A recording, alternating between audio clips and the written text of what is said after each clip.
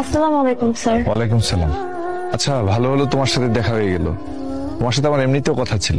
কি কথা স্যার? কি করে যে বলি, সুরভি তুমি আর এই কলেজে পড়তে পারবে না। কেন স্যার? তোমার নামে অভিযোগ আছে, তুমি নাকি কোমলমতি ছাত্রছাত্রীদের নানান আজে বাজে কথা বলো। কি বলেন স্যার? আমি তো পরীক্ষার সময় শুধু কলেজে আসি, তাও আর কাউকে আমার পাশে বসতে দেন না। অনেক দিন হয়েছে আমি কলেজে আসি নাই, এখন তাও টুকিটাকে আসি পড়াশোনা নেওয়ার জন্য। তাও কি আসা যাবে না? না, তুমি বরং অন্য কলেজে গিয়ে ভর্তি হও। লতিফ চেয়ারম্যান এই কাজটা করছে, তাই না স্যার? আসলে তোমার সাথে এই অন্যায়টা আমরা সবাই বুঝতে পারছি, কিন্তু কিছু করার নেই সুরভি। আমরা লতিফ চেয়ারম্যানের কাছে সবাই বাধা। আমার দুঃখ প্রকাশ করা ছাড়া আসলে কিচ্ছু করার নেই।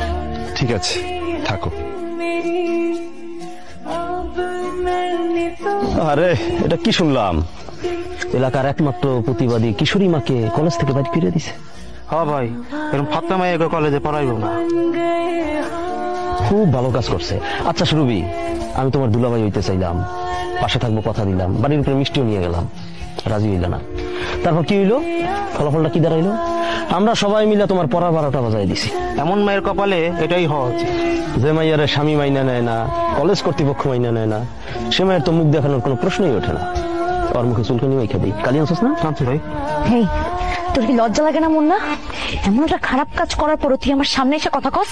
তোর সামনে আবার শরম কি? তুই হইছস অত্র এলাকার একমাত্র বাজারি মহিলা।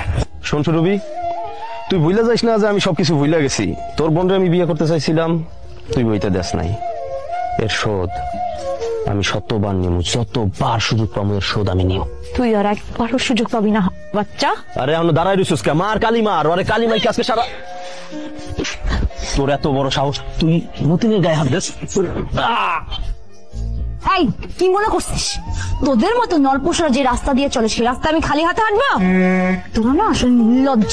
তোদের মালিক জুতার বাড়ি খায়, তোদের চেয়ারম্যান পেট্রোল খায়, আর তুই বিবাহটা খাওয়াস। দিবা আস্তে শুনবি, আস্তে আস্তে, যে কোনো সময় বসে লাগিয়ে যাবে। একটু সরা। এখন উঠা, সোজা একটা দৌড় দিবি। হট।